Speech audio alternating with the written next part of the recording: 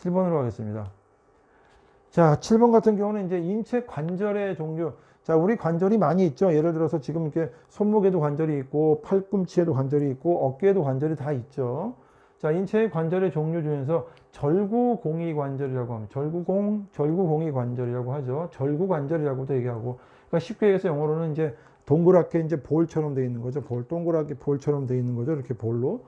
자, 여기에서 볼과 소켓 조인트라고 되어 있죠. 이렇게 딱 껴 들어간 겁니다. 이렇게 소켓처럼.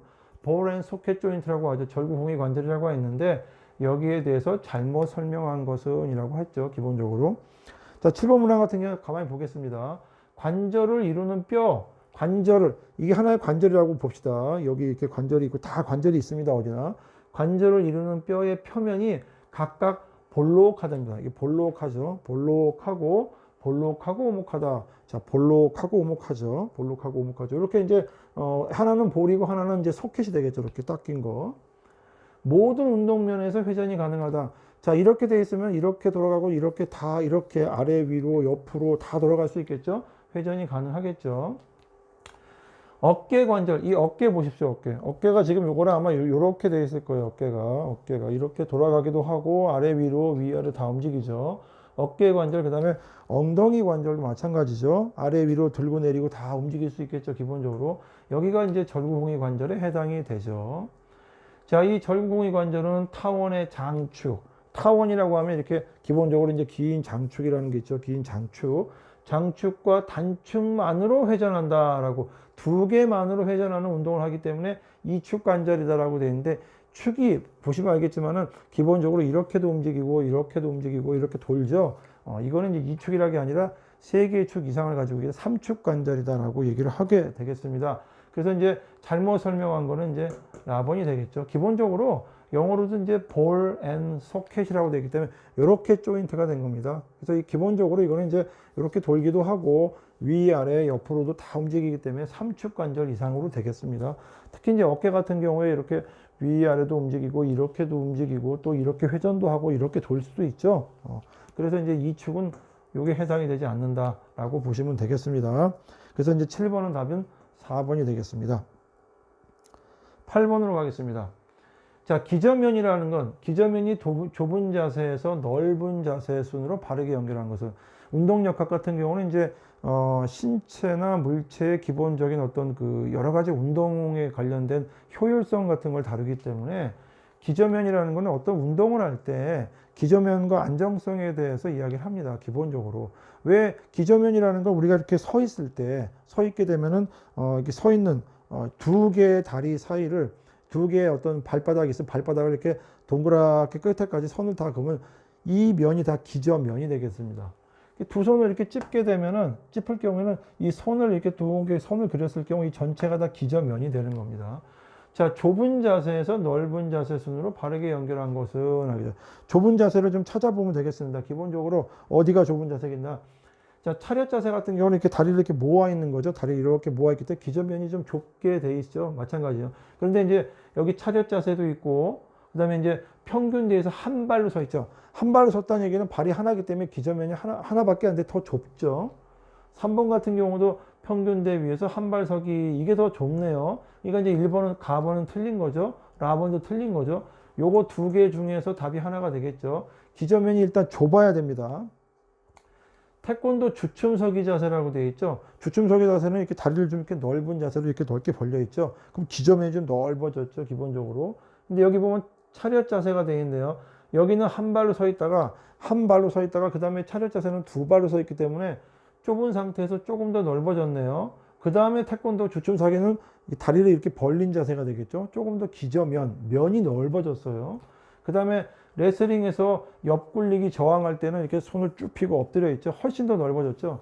그래서 기본적으로 기저면이 좁다라는 거는 일반적으로 이제 서 있을 때 그 바닥과의 면 자체가 좁다라는 거기 때문에 이게 가장 좁네요. 한 발로 서기가 가장 좁겠죠. 그 다음에 이제 두 발로 서 있고 다리를 옆으로 넓게 벌리고, 이거는 이제 넓게 벌린 자세가 되겠죠.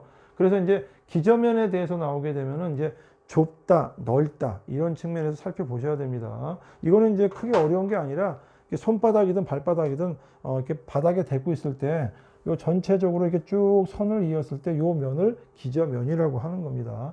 그럼 이제 좁은 자세에서 넓은 자세니까 답은 답번이 되겠죠. 자, 이제 9번으로 가겠습니다. 9번 문제.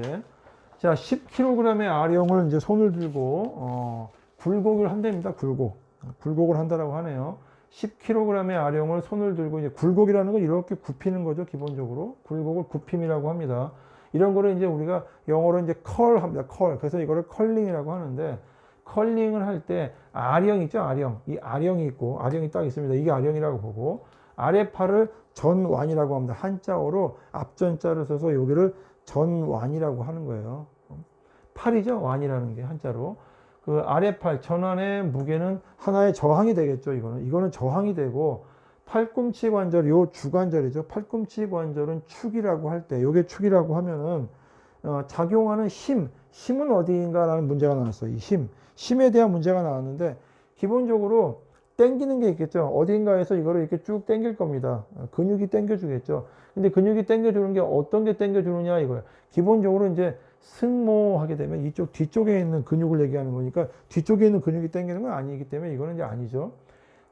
넙다리, 네 갈래근, 대퇴사대근 되어 있는 거, 이건 이제 다리 쪽에 있는 근육이기 때문에 이것도 상관이 없는 거예요. 자, 그러면 요거 아니면 요거 같아요. 상완이라는 거는 위쪽에 있는 건 상완이라고 해요. 여기를 전완이라고 하고, 그러면 이제 위쪽에 있는 완, 이쪽에 있는 근육이 당기는 것 같아요. 그럼 자, 여기에서 당기는 근육이 과연 두 갈래냐 세 갈래냐 그거죠.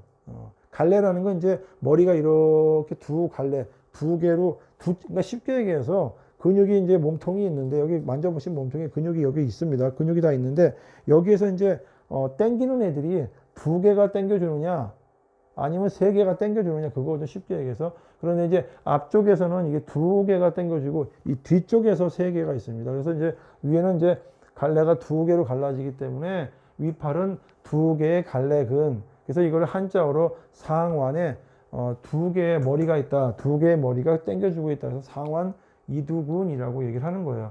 그러니까 이제 어떻게 보면 우리가 이제 기본적으로 근육들은 다 이제 예전에 대학 다닐 때 이제 해부학을 공부할 때 여러 가지 외웠던 기억이 나는데, 모든 거를 다 외울 필요는 없어요. 기본적으로 출제가 됐던 것들 중에서 특히 이제 이렇게 나오는 것들이 있죠. 예시문으로 나오는 것들이 그 다음 출제가 될 수 있는 것들이기 때문에 다 외울 필요는 없고 여기에 나오는 것만 정확하게 아시면 될 것 같아요. 위팔에 갈래가 두 개로 갈라졌다. 그래서 이거는 위쪽 상완, 위쪽 팔에 머리가 두 개 주거나 머리에 두 개가 당겨주는구나. 그래서 상완 이두근이고, 상완 삼두근은 이쪽 뒤편에 가 있다라고 생각하시면 되는 거예요.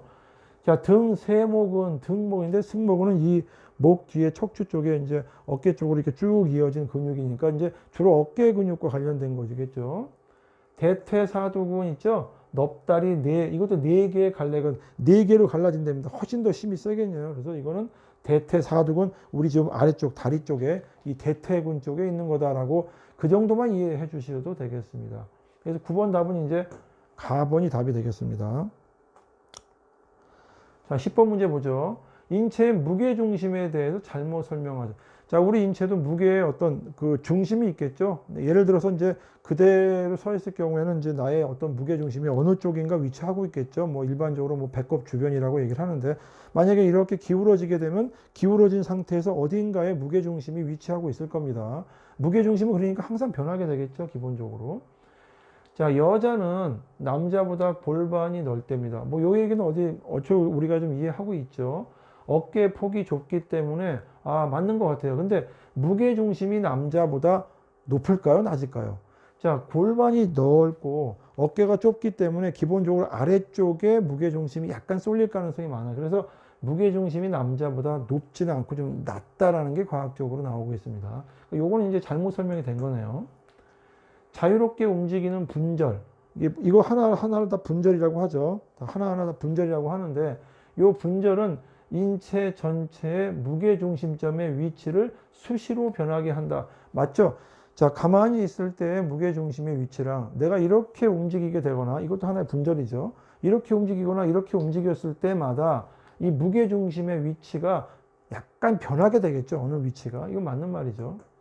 서양인은 동양인에 비해서 하지장의 길이가 길기 때문에, 길다는 얘기는 무게중심이 조금 더 올라올 수 있다는 얘기죠. 그래서 무게중심이 기본적으로 동양인보다 높다라고 얘기할 수 있고, 인체의 무게중심이 높으면, 자, 무게중심이 이 정도로 가만히 있을 때 배꼽 주변이라고 했을 경우에, 예를 들어서 였을 때 무게중심이 만약에 높다라는 얘기는 뭔가 발끝을 세우고 있다든가 어딘가에 올라와서 이렇게 움직이고 있을 거예요. 그렇게 되면은 불안정해진다라는 게 기본적으로 상식적으로도 이해할 수 있는 내용이죠. 자, 그래서 여기 있는 말들은 다 맞지만 요게 틀리게 되겠습니다. 그래서 답은 10번 답은 가번이 답이 되겠습니다.